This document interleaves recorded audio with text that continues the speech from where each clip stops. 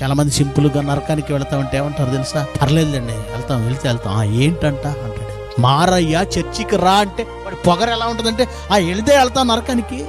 ఏంటి అయితే ఏంటి, నువ్వు ఒక్కడు వెళ్ళు పరలోకానికి. అలానే వాళ్ళకి నేను మాట చెప్తాను. మీ ఇంట్లో స్టవ్ ఉంటుంది కదా, వెళ్ళండి వంటగదిలోకి ఒకసారి వెళ్ళి స్టవ్ వెలిగించి మీ చెయ్యి ఒక 5 నిమిషాలు ఆ మంటలో ఉంచండి. ఆ తర్వాత చెప్పండి వెళ్తాం నరకానికి అని. ఒక్క నిమిషం కూడా ఉంచలేడు. ఒక్క నిమిషం కాదు కదా, 10 సెకండ్లు కూడా ఉంచలేడు. 10 సెకండ్లు కాదు కదా, ఒక్క సెకండ్ కూడా ఉంచలేడు. బాధ తెలిసిందా? అక్కడికి వెళితే దీనికంటే కొన్ని కోట్ల రెట్ల బాధ, అగ్ని జ్వాలల్లో కేకలు. ఆ భయంకరమైన లోకంలో యుగ యుగాలు కాలిపోతుంటే నా అన్నవాళ్ళు లేక, చుక్క నీళ్ళు ఇచ్చేవాళ్ళు లేక ఎవరు పట్టించుకోరు. మీ ఇష్టాలు నెరవేర్చుకోవడానికి ఆపేయండి.